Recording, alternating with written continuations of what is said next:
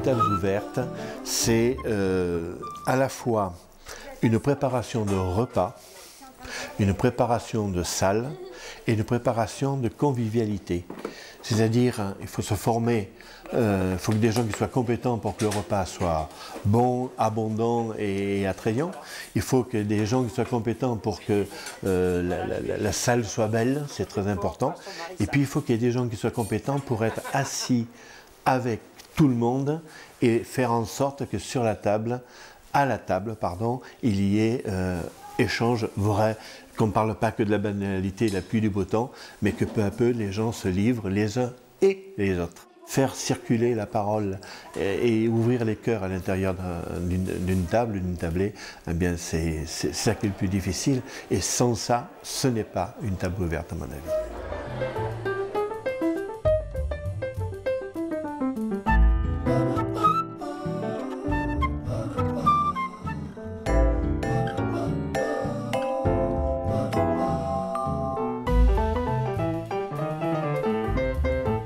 Toute la paroisse est concernée par cette table ouverte paroissiale et tous les services, les groupes et les mouvements de la paroisse sont invités et invités.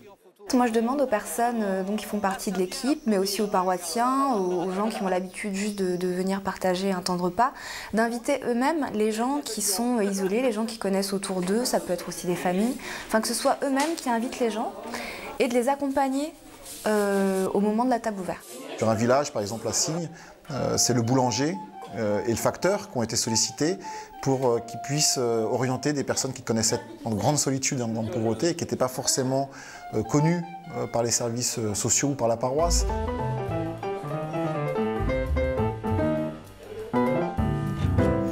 Alors c'est vrai qu'au début, quand on se lance dans le projet, comme monter cette table ouverte, on peut avoir peur de se dire comment on va trouver les fonds. Il faut réfléchir déjà à quelle table ouverte on a envie de mettre en place, combien de personnes on va accueillir, parce que suivant tout ça, on n'a pas les mêmes moyens.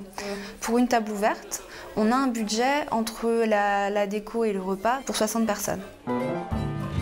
On a beaucoup de personnes qui sont seules, des personnes âgées, qui ont d'ailleurs du mal à se déplacer, qu'il faut quelquefois aller chercher, on les emmène. Et il y a aussi des personnes handicapées mentaux, handicapées physiques, qui sont heureux de pouvoir partager un moment entre nous.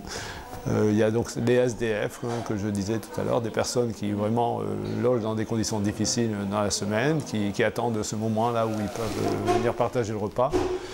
Il y a d'autres personnes qui sont justement en difficulté, qui ont un logement en ville, mais qui ont du mal eux-mêmes, enfin qui n'ont pas beaucoup de relations, qui sont suivis par des éducateurs sociaux au cours de la semaine et qui ont besoin un petit peu de ce temps où ils sont accueillis avec chaleur et retrouvent l'amitié.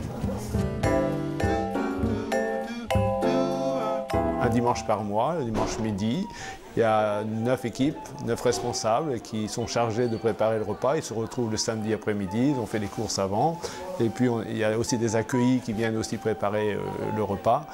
Et le dimanche, donc après la messe, on se retrouve à 12h30 au centre Jean 23.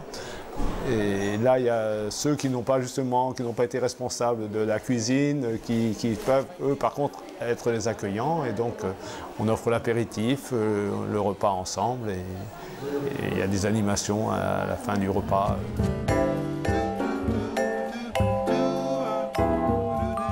La personne est à la rue, la personne est à la rue, si malheureusement elle est à la rue. On essaye de les aider pour s'en sortir, il y en a qui s'en sortent, puis il y en a qui s'en sortent pas, puis les gens les jugent, et oui, il ne veut pas s'en sortir, ou il y a ceci, ou il y a cela, et c'est pas en jugeant qu'on les sort de la panade. En les aimant. Moi je les aime, je les prends sous mes bras, et on y va les gars, et ça marche. Alors les animations, c'est en particulier les anniversaires. On fête les anniversaires du mois. Donc on met les bougies et chacun vient souffler la bougie. On essaie aussi de se présenter. Ça me paraît aussi important au début du repas ou même à la fin. Il y a toujours des nouveaux et puis chacun se lève et puis participe, parle. Il y a un livre d'or aussi qu'on donne pour pouvoir exprimer ce qui est vécu. Il y a aussi des animateurs qui sont chargés d'accueillir les personnes et de les placer à une table, leur proposer un groupe avec qui ils vont pouvoir manger, au sein duquel il y aura un animateur qui aura le souci de l'accueillir, qu'il ait sa place autant au niveau de la nourriture qu'au niveau de la parole. Au cours du repas ou avant le repas, donc on fait des petits temps de présentation, d'animation, et on a un jeu qui est sympa qui s'appelle Brin de Cosette, qui permet de poser des questions. Voilà, chacun à son tour, on pose une question à qui on veut sur, je sais pas, quel était ton rêve d'enfance, si tu pouvais changer l'humanité, qu'est-ce que tu ferais, quelle est ta couleur préférée, enfin des choses de base qui permettent de rentrer dans une intimité qui est assez intéressante. Voilà, puis après, c'est faire ça avec son cœur et y être. Voilà. Entre ceux qui ont quelques avis, puis ceux qui ont les avis contraires. Et tout ça, il faut le faire cohabiter autour d'une table. Et dans une table, il y a deux soucis à avoir. Une répartition de la nourriture, pour que chacun puisse manger à sa faim, et une répartition de la parole.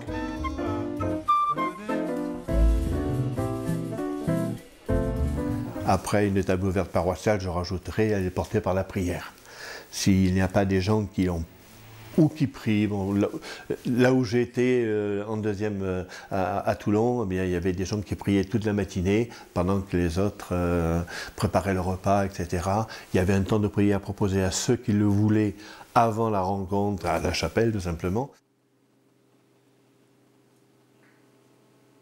Que ce qui est très important, et en tout cas là où j'ai perçu une efficacité, c'est qu'on range ensemble. À la fin du repas, avant que ce soit terminé, je fais un appel général où je demande à tout le monde de ranger parce que ça fait partie en fait du repas. Ça fait partie du côté communautaire.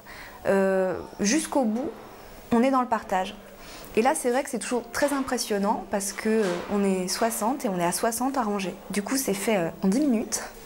Et c'est vrai que les gens sont contents parce que ceux qui, par exemple, ne peuvent pas participer financièrement, sentent quand même qu'ils participent d'une autre manière.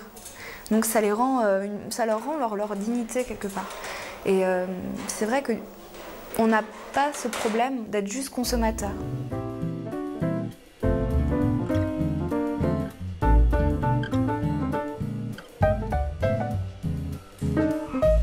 On est dans une dynamique de la grande gratuité. Dire les gens arrivent, ils s'installent, ils mangent ensemble et ils font connaissance, ils parlent de leurs soucis, ils parlent de leurs questions. Et à travers ça, il y a un tissu qui naît et qui fait qu'après, quand les gens se rencontrent, ils se connaissent et quelque part, ils ont moins peur les uns des autres. Et je trouve que cette intuition est assez extraordinaire. Elle s'enracine dans une intuition que, quand on est un lecteur un peu assidu de la Bible, on retrouve. Toutes les fois où le Christ rassemble et dit des choses importantes, c'est toujours autour d'un repas. À travers cette dynamique du partage, de la convivialité, on arrive à dire des choses importantes de sa vie et surtout à se dire qu'on peut construire des choses ensemble. Alors nous avons environ au minimum 80 personnes. Nous avons commencé avec 40, 50 et puis au cours des années, ça fait 10 ans donc maintenant, et au cours des années, nous sommes arrivés à 100 et même 110 et 120 parfois.